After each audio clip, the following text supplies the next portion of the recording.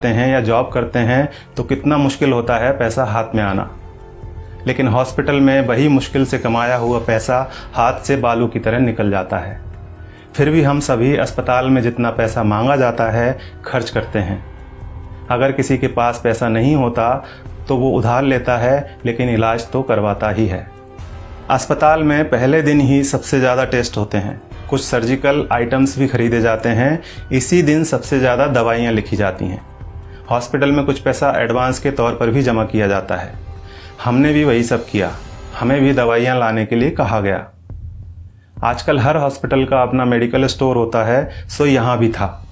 हमने दवा ली और हमारा जो पहला बिल बना वह था 8,369 रुपये का।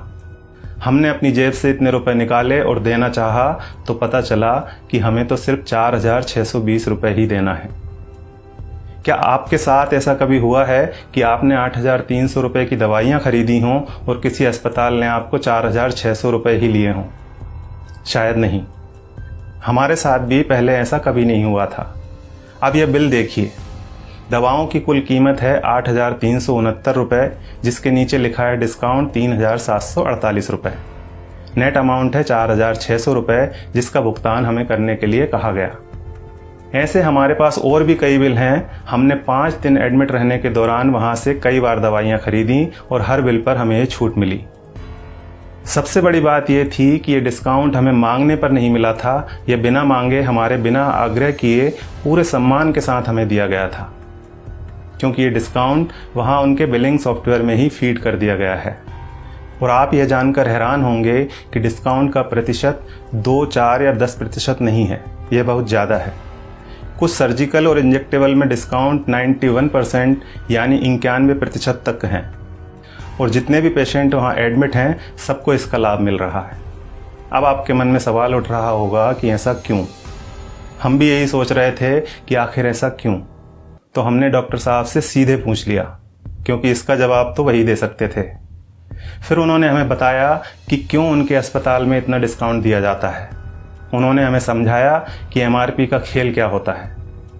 एक उदाहरण के तौर पर उन्होंने बताया कि एक इंजेक्शन 270 रुपये का आता है और उस पर MRP आती है 1,000 रुपये।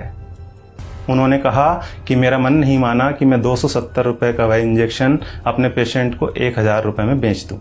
मैं डॉक्टर हूँ, मुझे अपनी फीस और मेरे हॉस्पिटल की दूसरी सेवाओं का चार्ज मरीज से लेना है। 270 रुपये का इंजेक्शन 1,000 में नहीं बेचना। ये बात तो हुई डॉक्टर संजय कुमार के नैतिक मूल्यों की। अब यहाँ सवाल ये है कि दूसरे ज़्यादातर अस्पतालों के मालिकों ने क्या अपना ज़मीर बेच दिया है? बेबी गैस्ट्रो केयर अस्पताल के डॉक्टर संजय कुमार की तरह ये क्यों नहीं कहते कि हमें भी अपनी सर्विसेज का पैसा ही मरीज से लेना है? वे क्यों नहीं कहते कि 270 रुपये का इंजेक्शन 1,000 में हम नहीं बेचेंगे?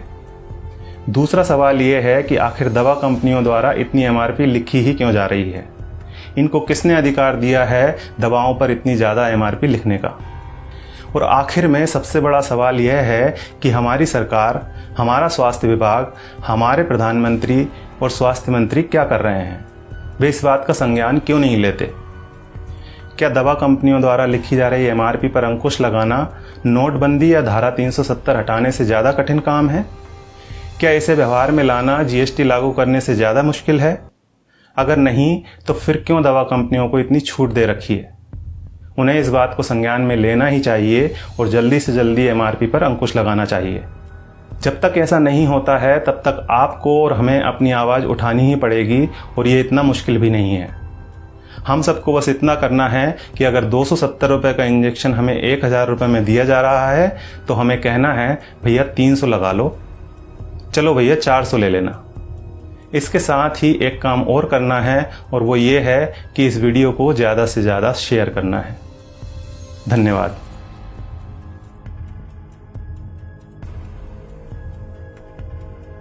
हो तो चैनल को सब्सक्राइब जरूर करें।